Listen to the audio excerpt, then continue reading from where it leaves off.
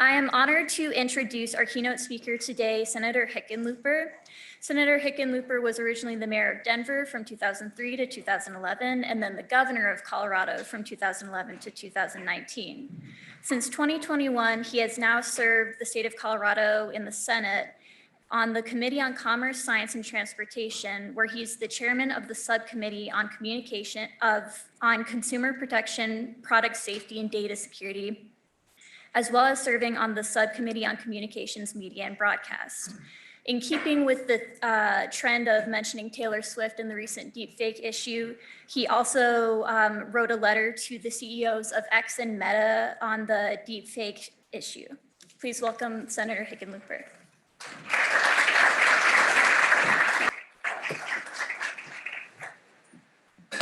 You know, anytime on the campus at Boulder, an introduction that doesn't also mention, thank you for that nice introduction, doesn't also mention I used to own a bunch of bars and clubs, I think somehow is maybe not, doesn't feel complete. Let's see, I'm gonna read this speech just because we've been doing experiments and it appears, we have enough data now that I speak 1/3 less time if I actually read what I'm saying rather than speak by the heart. So you'll have to bear with me. This is an experiment in progress. I want to thank Brad and Silicon Flatirons for having me, and obviously for all of you to be here. This is one of the gold standards of how we communicate within this industry and this field. Certainly having the University of Colorado faculty and students here is a big plus. It really is remarkable when you go away from Colorado and get immersed in a different bubble, how deeply and widely respected CU has become around technology and all manner of applications. I'm going to talk a little bit about artificial intelligence. I mean, obviously, as you guys have been discussing all weekend and have discussed in the past, it's not all that new. You know, we've had Siri for quite a while. You give commands to your home devices. These are all forms of artificial intelligence, but there's no doubt that we've entered a new phase, a new stage, a new iteration in the life of AI. The age of generative AI is here and is putting the power of AI directly in the hands of everyday people and small businesses. That's a revolution in itself. Generative AI will forever, I think, transform our economy and our daily lives. I'm sure you saw the World Economic Forum went into some detail and made assessments that AI could add trillions of dollars to the global economy in the near future.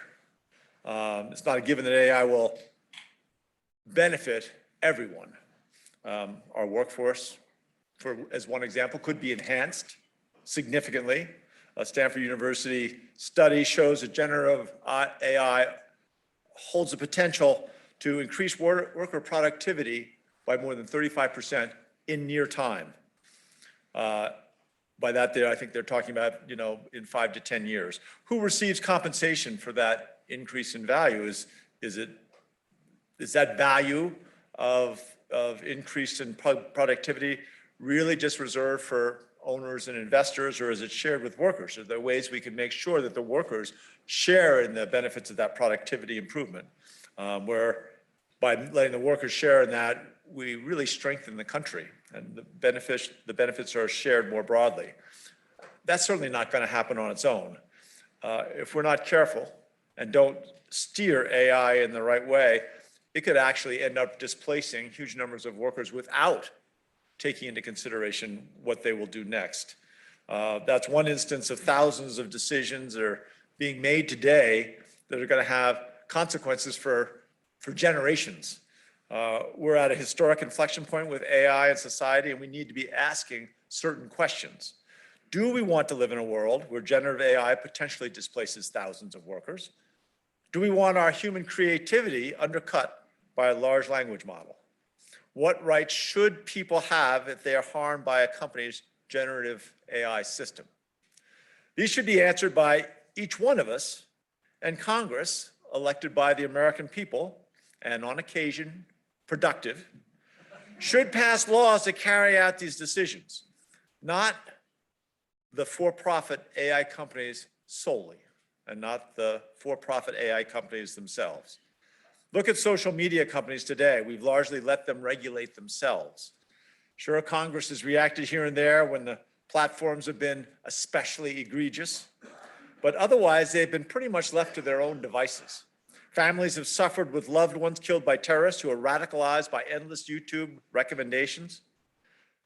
Young people who have taken their own lives after troubling content fed their worst thoughts again and again.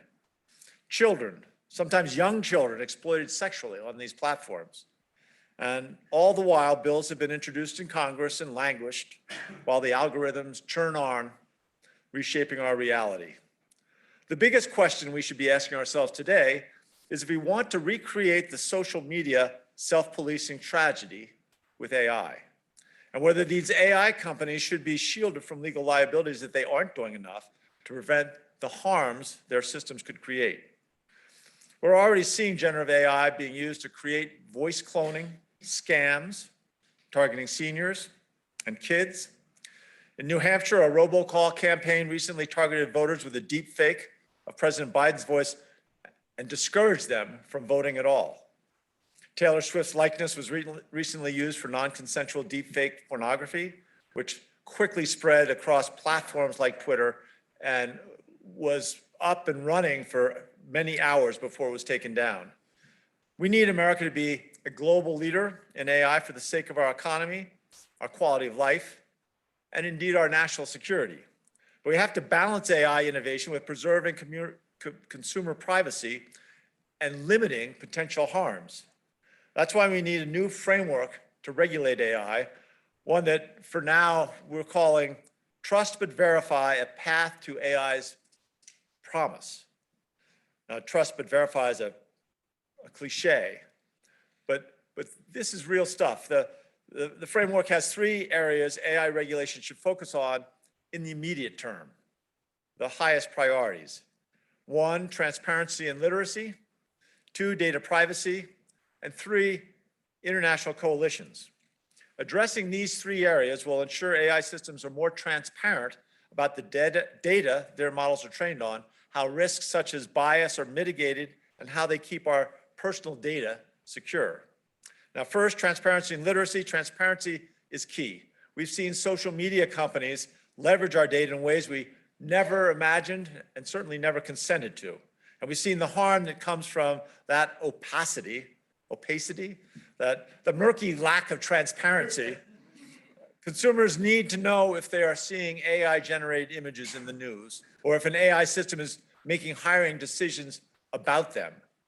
Of course, disclosure alone isn't a silver bullet, but it's the first of many steps we can take to promote transparency, protect artists, and mitigate misinformation. And we're not talking about tedious, tiny lettered privacy disclosures. We're talking about clear labels on images, readily identifiable. Second, literacy. We need to reimagine how AI literacy skills are being taught to consumers and workers. How will we make sure blue-collar workers who don't have the time or perhaps the money to teach themselves are not left behind? How will we support the small business owners who want to integrate AI into their products and be able to compete with the bigger businesses? Privacy. Well, literacy, I guess I should have included in the first. Privacy is our second framework. We have to recognize that the essential building block of generative AI is data. Generative AI trains on truly massive data sets, like every news article ever published, and millions of songs and videos. What is the role of copywriters in this brave new world, and copyrights themselves? Americans should know where this data comes from and be able to make informed decisions about the permissions they grant.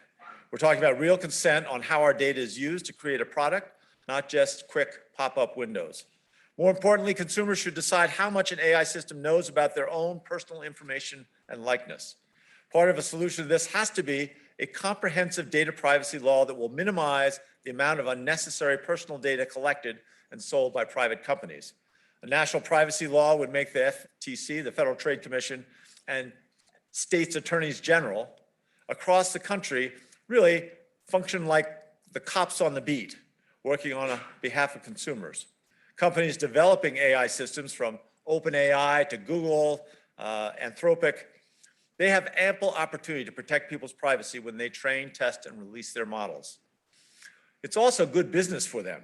Consumers will trust products that they feel confident are built with their safety, security, and privacy in mind.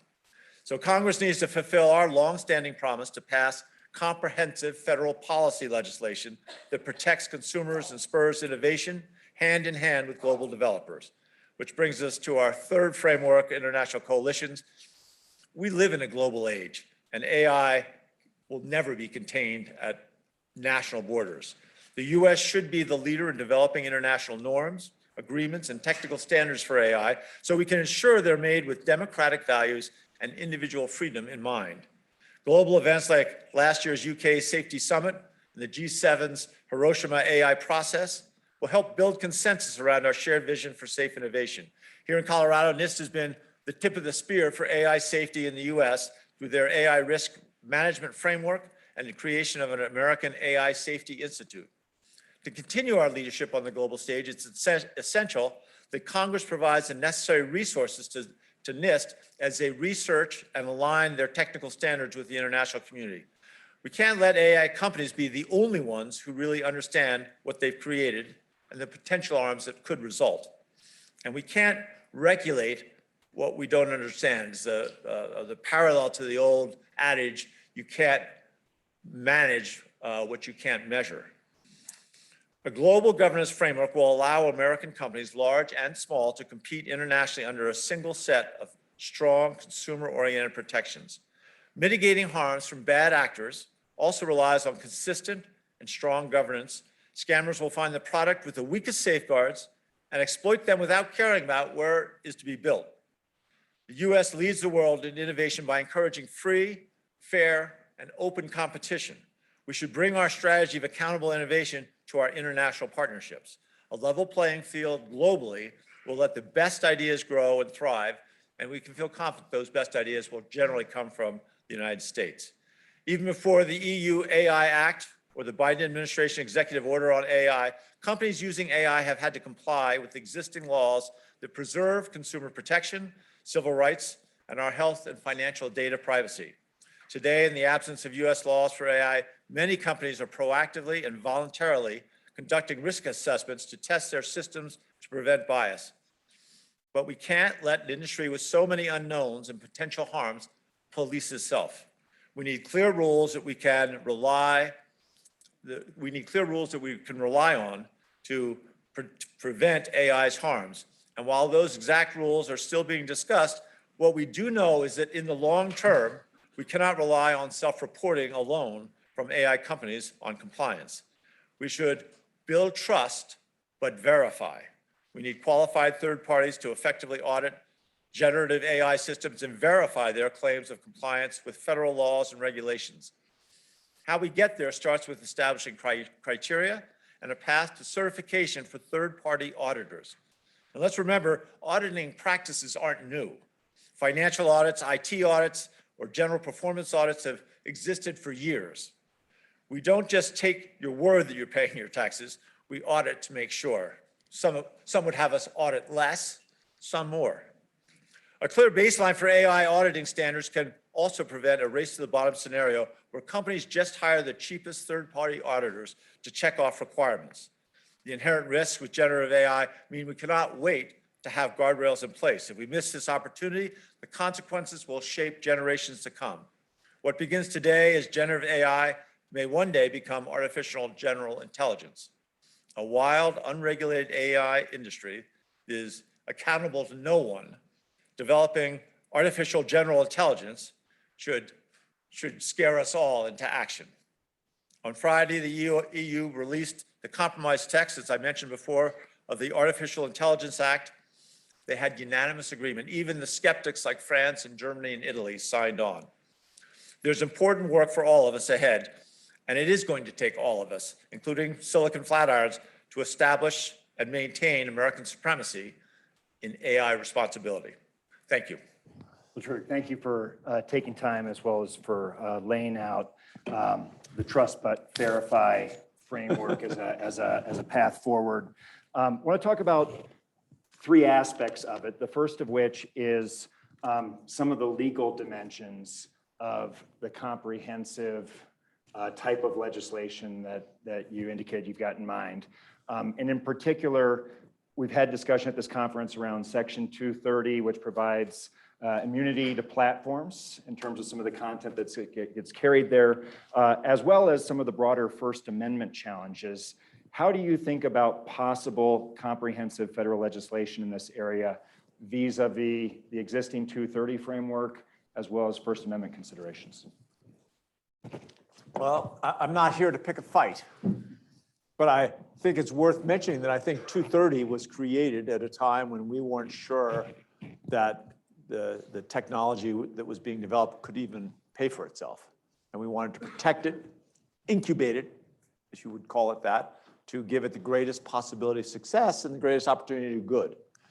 I don't think anybody intended to protect large data companies from providing and creating algorithms that intentionally bombard teenage girls who have issues with their self-image, bombard them with images of similar women young women who've taken their own lives. And even after they knew that there was a preponderance or increasing number of these young women following what they see and taking their own lives, the companies continued. So I think 230 will be addressed in AI just to make sure that we don't make that same mistake. Once you create a company that is worth tens, hundreds of billions of dollars, I'm sure you would be skeptical of this, but they have literal armies of lobbyists. And they are effective, and they're playing for huge amounts of money. And they are relentless, really, truly relentless. And I think we as citizens of this world of technology have a responsibility to step up. That said, how do we make sure that we don't stifle the creativity and the innovation?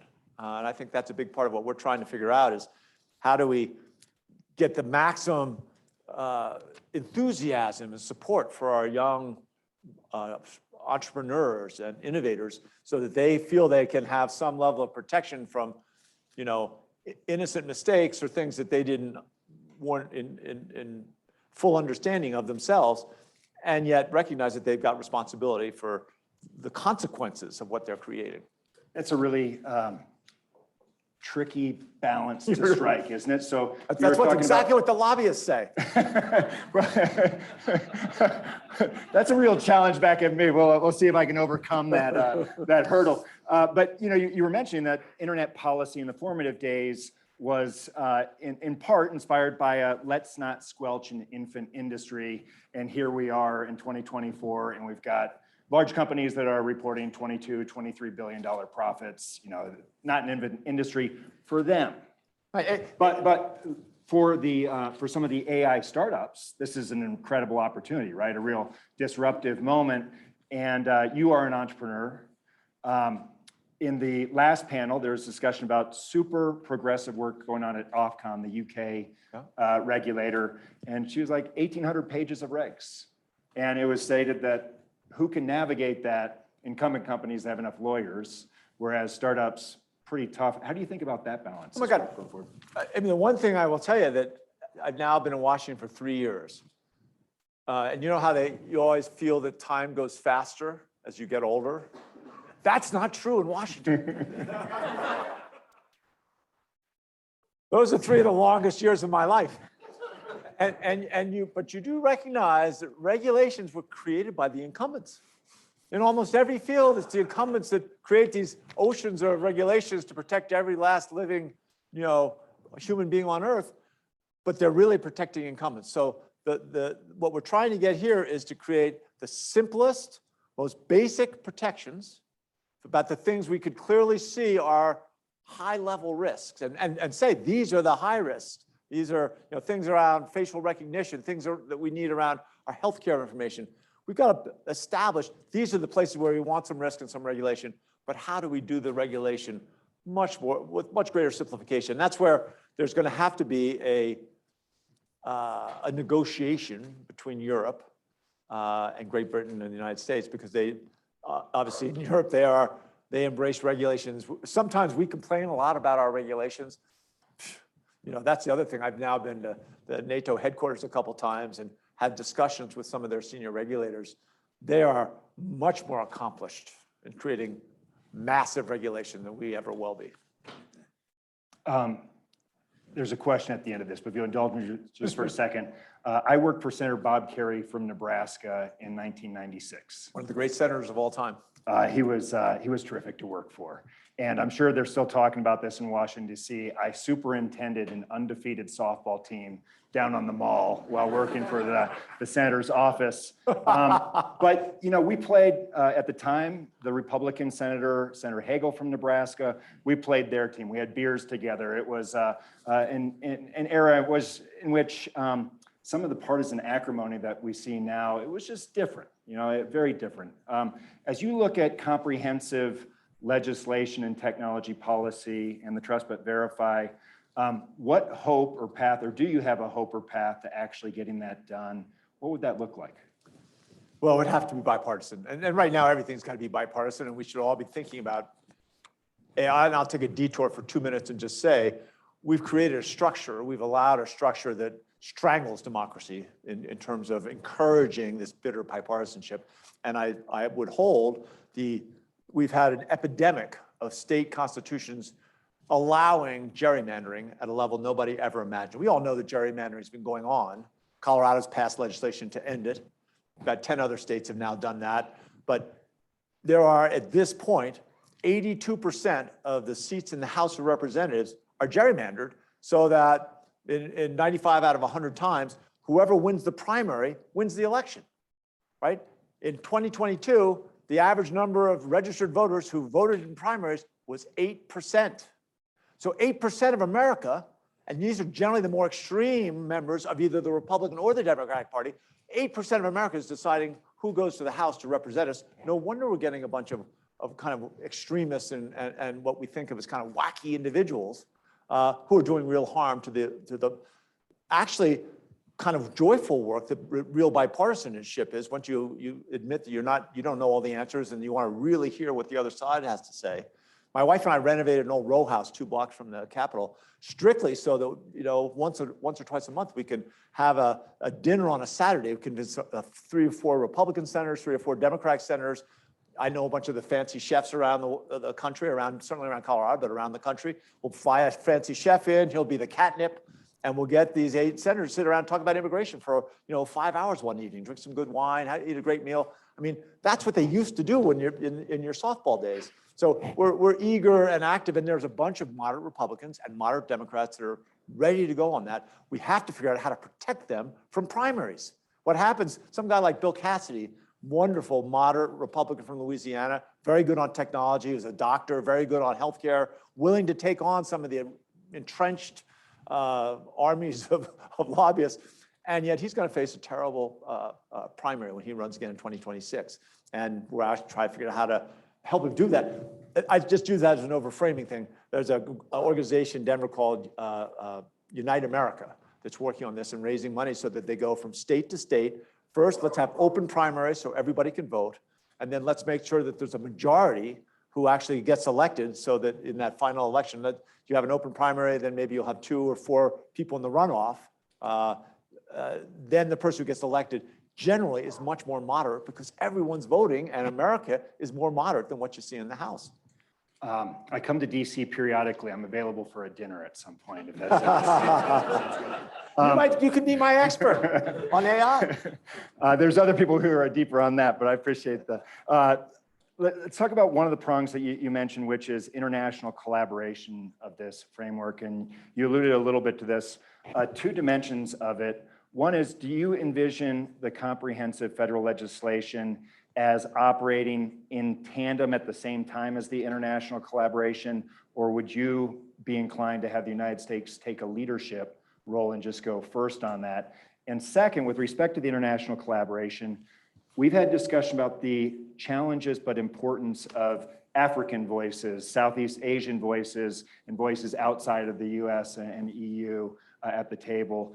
Let's take the first question in terms of sequence, and then the second in terms of who needs to be in part of that discussion. Right, and I think it is both a Republican priority and a Democratic priority that we establish some of the basics here.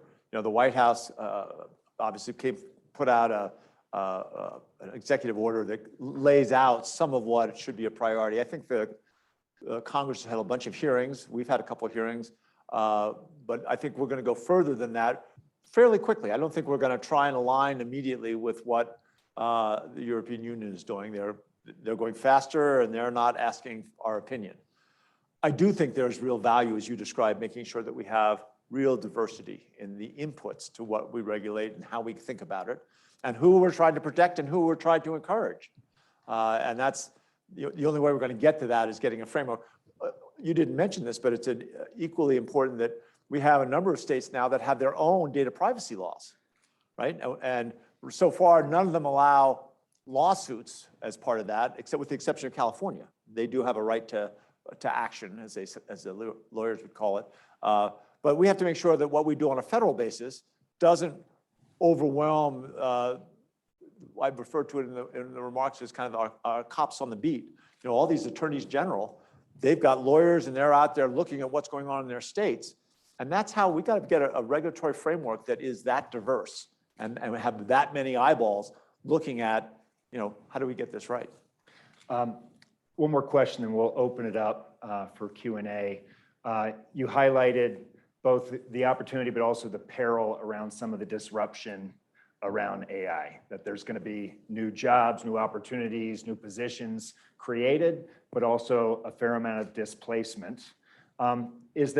Are there precedents that you think inform this moment as to how we think about workforce and reskilling individuals, both things that have worked in the past or cautions that you look to and say, we can't do this again? Yeah, exactly. I think that there are obvious examples where we were able to use technology as a tool to train people. I think the artificial intelligence, you look at all the breakthroughs and progress, all the progress and breakthroughs we've made in teaching kids with some form of dyslexia. I'm dyslexic. We know a lot about how to get, if we can get to kids when they're 4 and 5 years old, 6 years old, 7 years old, we can use patterns of letters in ways that they can assimilate much more successfully if we get to them early. And having AI in the hand of tutors and teachers could dramatically change how many of those kids read. And as a country, we're at less than 25% or less than 75% of our kids can read at grade level at the end of 4th grade. That's a disgrace. And AI could do that. And in the process, we'll have more teachers. They'll have a better tool. They'll be more successful. We will be dramatically better off. We've seen more in Europe, but here as well, the apprenticeships, allowing people to take place in this revolution that technology is creating, where they're losing their job. My favorite example, there's a guy named Xavier Niel, a Frenchman who's bought a whole train station in Paris. It's kind of a startup accelerator. And then he's also built a school to teach coding called, I think it's called 42. That's from the Hitchhiker's Guide to the Galaxy or whatever it was. And 42 is the meaning of life, just so you know.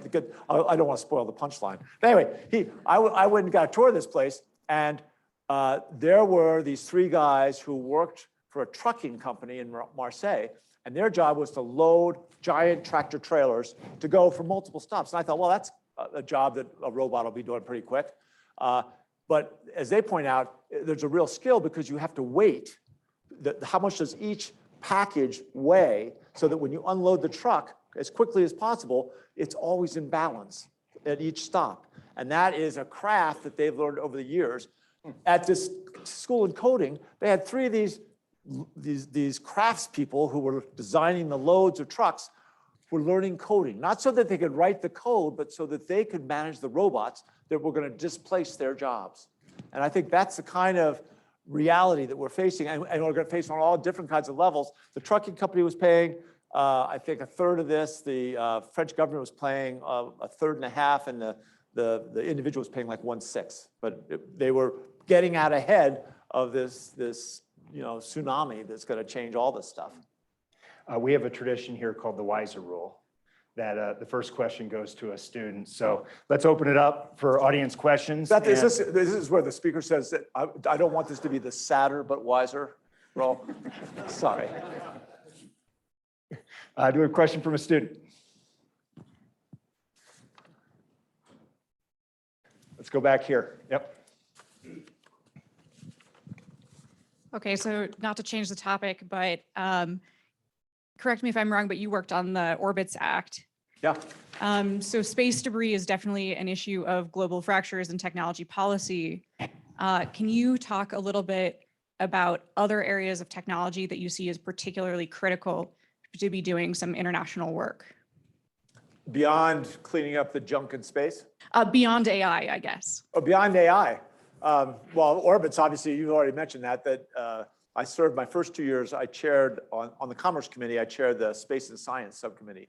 So I got to see up close and personal how the low Earth orbits are being filled with debris, and there's no real way to get rid of it. And now we're seeing a bazillion companies all shooting a bazillion satellites into space, which is going to be a good thing, right? You look at the cost of getting Wi-Fi to every person in America, it's going to get dramatically easier and less expensive, I think, based on that. But we're trying to, Commerce now is putting out a plan on how to begin addressing all this space junk. And before NASA was kind of in charge, but they weren't in charge. So we've moved that responsibility over to Commerce. And now there is the regulations coming out of Commerce are going to be the ones that really drive this. And they've got funding to make that, to take care of that.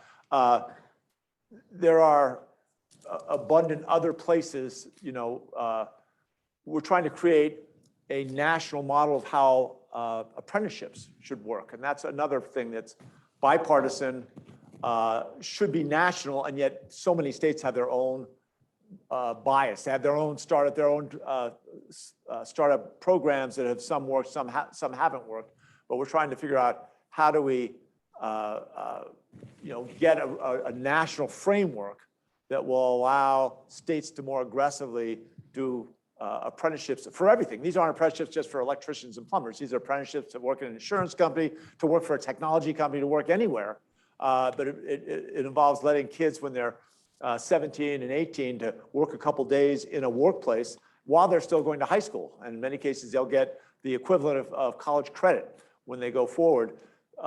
That vision works so well for kids. And I hate to say this at a university, but 70% of our kids probably aren't going to get a 4-year degree within the 6 years after they leave high school. And we've done a crappy job of preparing them to embrace and live successfully in this modern, rapidly changing world. So those are two quick examples. And entrepreneurship, especially at CU, has shown the power of mentorship and what that experience can mean for somebody. And so I would be remiss, in the spirit of entrepreneurship in the space industry here. Matt Burns is a CU Law alum. He's working in an SBIR grant right now in a startup, deorbiting safely space debris. So it's all on Matt to come through on that. Other questions? Let's go here. Thank you, Senator. So just broader question, I guess, is it seems to be, so for all of this, all of the regulations and the laws that are catching up with technology, have you noticed, or is there an idea, or are there initiatives to try and flip that around and maybe lead technological innovation with pave the way so we're before technology becomes deployed, and so that we're not reacting to potential threats posed by new technologies? And I don't know, just a very I guess abstract level, have you seen anything in that space, or is it possible? No, I think what we're asking for is that every developer of AI, and I think what we're doing for AI, if we're good enough at it, and it makes sense and the industry embraces it, it will eventually migrate into various forms of technology, various fields of technology. But what a developer should be required to do is be able to inform their implementers, their users of exactly what this is, what it's going to look like. There should be a requirement for transparency, so we don't have that murky opacity. Whoever makes people like me use words like opacity, sadistic person on my staff. But I think that transparency and how do you measure it and how is it displayed is going to be part of what a company is going to be required to have to get it to successfully go through an audit. And I think there'll be a level, I like to use a term, and these are interchangeable really, but I think an assessment is what they would look for before they go out, and then an audit would be once they're out, the audit would look and make sure that everything's been done right. But the words are interchangeable. The key is that there's got to be an expectation before they go to the consumer with the product, exactly what it is, what the risks are, and then there has to be an audit with consequences. And that's how that interacts with existing laws and legislation protecting technology. That's going to have to be navigated. But I think there is a bipartisan feel on both in the Senate and in the House that we need to make sure that there are consequences for the bad actors. And some of them are going to be pretty small companies that can do horrendous damage. Let's hand the microphone up to Professor Reed. Blake? Hey, thanks, Senator Hickenlooper. Blake Reed, I'm on the faculty here. I wanted to ask you a really specific question about your AI accountability bill. It's really focused, and you touched on this briefly, on the sort of technological enforcement of content provenance and metadata information about an image, or a video, or a piece of text, or whatever, having come from an artificial intelligence engine. And that strikes me as remarkably similar to an idea that was in a law passed in 1998 called the Digital Millennium Copyright Act. And one thing that experience has taught us is that there is no digital scheme for rights management or content information that isn't easily and quickly circumvented. And in fact, one of the leading techniques now for removing such schemes is to use AI. It turns out there are a lot of generative AI tools that are quite good at removing this information. So I guess my question for you is, if we are in a world where it's impossible, just technologically speaking, and we can't nerd harder, we can't get NIST to figure out a better way to do it, to verify where an image has come from, what do we do then? What's step 2 if that piece of the plan fails? So I don't accept the premise, because so far we haven't. We also now have AI working to solve the problem you pose, right? And that's where you show me your AI, I'll show you mine, and we can see whose AI is bigger. I think you guys have dirty minds. I think that if let's assume your premise is right, and we're not able to do a better job of policing that interface, then I think it devolves to user beware, and we'll probably have to have ultimately some sort of standardized risk that blinks up all the time. No one's gonna, whatever comes from it, we're not gonna like. We faced similar things for centuries. During the Civil War, when tempers were so people just were out of control. We think we're not civil now. Newspapers all the time create speeches that Abraham Lincoln never gave, or that senators never even dreamed of, and they printed them as fact. And it was self-policing to a certain extent. That as you've heard about something where it was not true, you did everything you could to get to the place where it was published and make sure that they did a disclaimer of some sort. That sucks, especially in the age of technology. By the time you get to the disclaimer, it's too late. Things happen so fast. That's a huge part of all this. You all have created a rate of change that is accelerating, right? So then when you get to that differential that is just increasingly moving at a faster speed, and our entire form of government is based on thoughtful response, careful observation, consideration and thoughtful response. And we don't have the time for that. And we as a community have to come to grips with that, because what's going to happen is we have to make decisions. This is a classic example. We're going to have to make decisions faster, and there are probably going to be more mistakes in them. And again, in a partisan world, there are going to be a lot of finger pointing and attacks and accusations and, huge explosions, eruptions of anger. But I don't see a way we're going to get around that if we're going to move at the rate which we probably have to move at. Let's take one more question here. Yep. I wanted to start by saying thank you for coming. I've got kind of a example hypothesis situation, and I'm just curious to pick your brain on how you would think that a proper body of legislation would actually tackle such an issue. So let's say that somebody uses a AI. Talking to the mic. Yeah, a AI generative system to actually, let's say, make terrorist propaganda, right? And then they go and then release that and it has real world impact. In this case, who would be responsible? Would it be the person who generated the thing? Would it be the model that generated the thing? Or would it be like the company that released the model? At the end of the day, who would actually, Sure. in a court case, be kind of upheld to that action? I think in all those cases, Elon Musk would be at fault.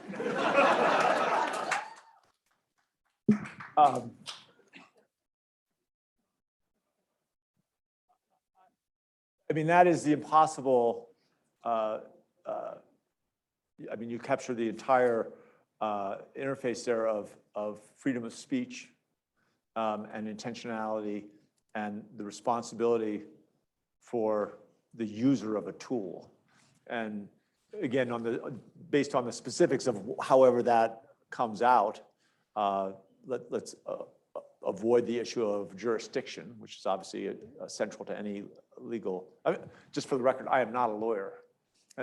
I should warn you that I got one of my young staff members, 51% of the United States Senate is lawyers. So if you think they're a little adversarial, and I'm not certainly not begrudging lawyers, but there is a certain adversarial nature in some lawyers, and certainly trained in the law schools, even this law school.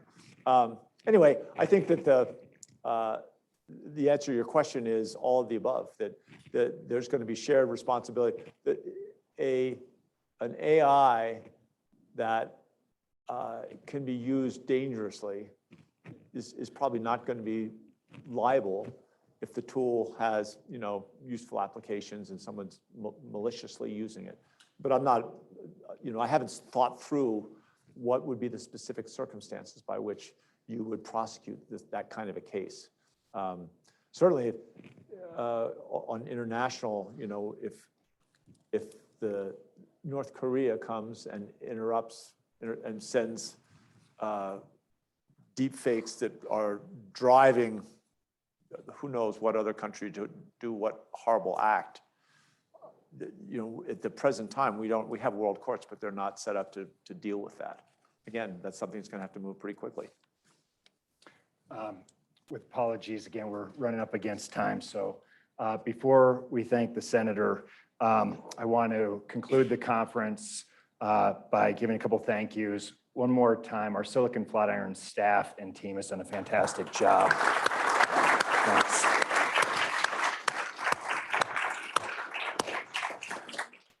Second, our speakers travel, giving us their insight, having principled discussions. The last 2 days have been outstanding. Please help me thank all our speakers.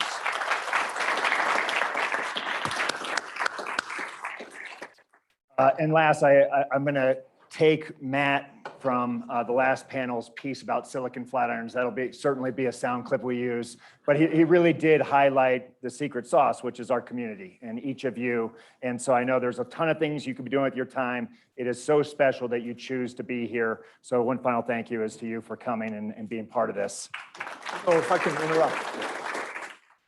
One thing I wrote into the remarks and I didn't get to it, or I overlooked it. Part of what we're starting to do right now, but it's going to be in real time, is trying to set up a dialogue, and Flatirons is kind of part of that. And I was going to be here this afternoon until I have to go. We've got to go work on this border bill that appears to be coming together, maybe. But we're only going to be successful with this if we can get broad feedback loops and in real time have roundtables. So I will certainly be back in the next couple of weeks in Boulder and just reaching out to say, all right, who are the people who've been thinking about this a lot, and come help coach us on what we don't know and what we think we know but are wrong about, which is probably more likely than not. We'd love to be part of that. One of the mantras we have here is government does not work on autopilot. You've served as mayor, as governor, as senator. Many thank yous for your service. Please help me thank Senator John Hickenlooper.